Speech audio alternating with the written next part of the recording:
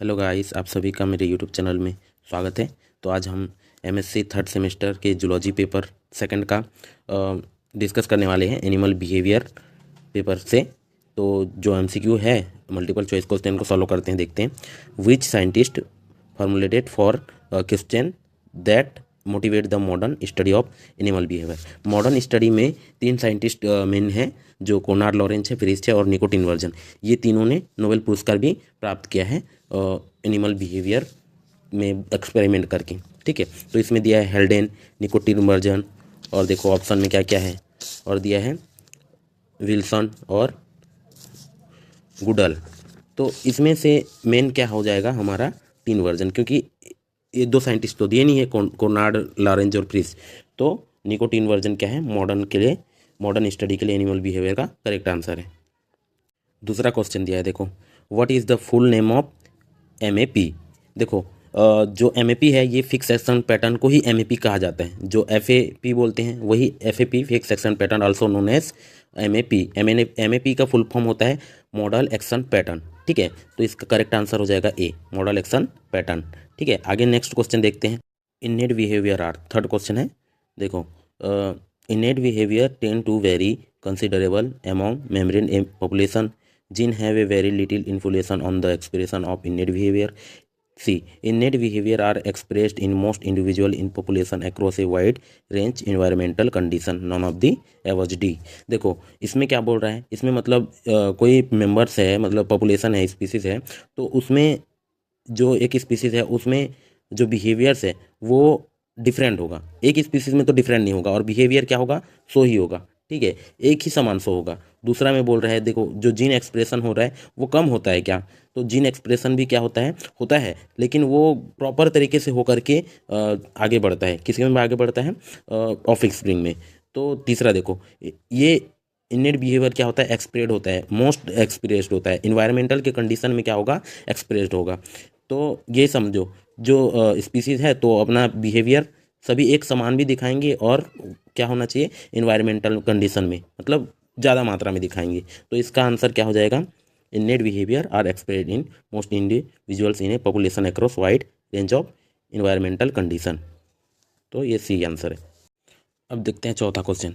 चौथा क्वेश्चन क्या है, infrastructure of speech in controlled wide. जो हमारा स्पीच है, बोलते हैं, बात करते हैं, स्पीच मतलब बोलना, तो उस चीज़ को कंट्रोल कौन करता है, हमारे ब्रेन में कौन सा ऐसा स्ट्रक्चर होता है जो कंट्रोल करता है। देखो हमारे ब्रेन के जो सेरेब्रल के जो हेमिस्फीयर लेफ्ट साइड में क्या होता है, लेफ्ट सेरेब्रल हेमिस्फीयर में एक दो स्ट्रक्चर दिखाई देता है। एक होता है ब्रोकास एरिया और एक होता है वर्निक्स एरिया। ठीक है, जो वर्निक एरिया है ये दोनों मिल करके कंट्रोल करते हैं। कैसे करते हैं, जो ब्रोकास एरिया होता है वो स्पीच को प्रोडक्शन करता है। ठीक है, और जो वर्निक्स एरिया होता है वो क्या करता है, ये एरिया क्या करता है, वर्ड को रिकॉग्नाइज करता है। जैसे मैं कुछ बोल रहा हूँ तो फिर बोल रहा हूँ तो मेरे माइंड से जो निकल रहा है, ब्रेन से, तो वो चीज़ वर्ड क्या होता है, रिकॉग्नाइज होकर के निकलता है, अच्छे वर्ड निकलते हैं। ठीक है, तो फिर ये समझ सकते हो।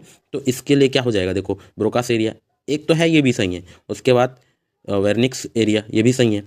तो दोनों सही है, नॉन ऑफ द अबव तो होगा नहीं, तो ये क्या हो जाएगा, बोथ। ठीक है, अब देख पांचवा क्वेश्चन को देखते हैं। पांचवा question, the time during imprinting when specific behaviour can be learned is called the. ठीक है, देखो इम्प्रिंटिंग मतलब छपना। तो जो इम्प्रिंटिंग के टाइम कौन सा बिहेवियर को क्या करता है, कोई स्पेसिफिक सीखता है। ठीक है, तो होता है सेंसिटिव पीरियड। जैसे कि कोई डक है, डक का जो बेबी एग से क्या निकलेगा, चिक निकलेगा, डक चिक निकलेगा। तो वो क्या करेगा, जो चीज़ मूवमेंट करते हुए दिखेगा वही चीज़ को क्या कर लेगा, अपने मम्मी समझ लेगा। समझो कि मतलब अपना प्रोटेक्ट करने वाला समझ लेगा। तो ये है एक इम्प्रिंटिंग का एग्जाम्पल। तो ये इसका आंसर हो जाएगा ए। ठीक है, छठा क्वेश्चन के बारे में बात करते हैं। The type of learning behaviour that causes trained dog to salivate when they hear bell is. मतलब घंटी बजने से डॉग का जो लार निकलना कौन सा मतलब कंडीशनिंग है बोलो, कौन सा लर्निंग बिहेवियर है बोलो।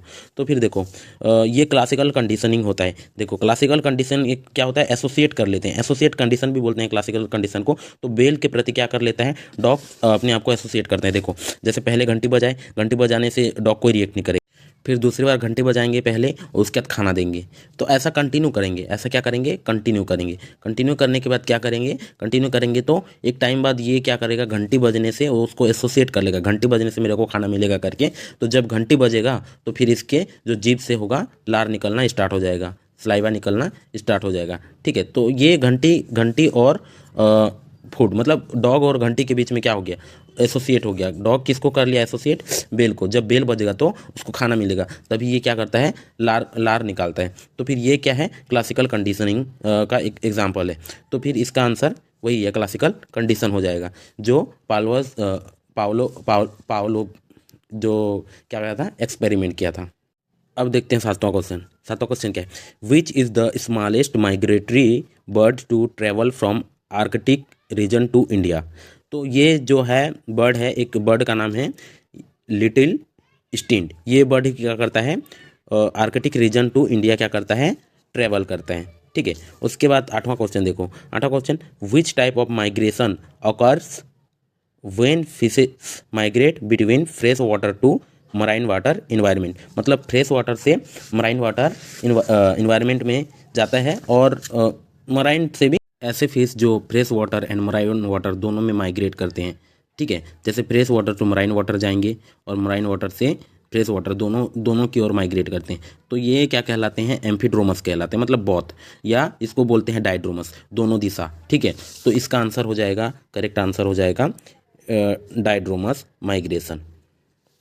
अब नवा क्वेश्चन के बारे में बात करते हैं। देखो नवा question, which hormone plays a significance role in social bonding, trust and maternal behaviour. ठीक है, सोशल बॉन्डिंग के लिए कौन सा हार्मोन उत्तरदायी होता है, कार्टिसोल ये स्ट्रेस हार्मोन होता है, टेस्टोस्टेरोन एग्रेसिव के लिए होता है, और एड्रेनलिन हार्मोन ये होता है बोल सकते हैं 3F, फेयर फ्लाइट फाइट। ठीक है, और जो चौथा हार्मोन ऑक्सीटोसिन ये लव हार्मोन होता है। तो ऑक्सीटोसिन क्या हो जाएगा, ये दोनों सोशल बॉन्डिंग के लिए और ट्रस्ट और मैटरनल बिहेवियर के लिए राइट हार्मोन हो जाएगा ऑक्सीटोसिन। ठीक है, अब 10वां क्वेश्चन देखते हैं, what is the meaning of च्वान जेल्टेन। ठीक है, च्वान जेल्टेन का मतलब क्या होता है, वैगल डेंस होता है। जो वैगल डेंस कहाँ होता है, हमारे हनी बी में शो दिखाई देता है, मतलब दिखाई देता है वैगल डेंस। तो ये क्या है, जर्मन वर्ड है जिसका मतलब होता है वैगल डेंस।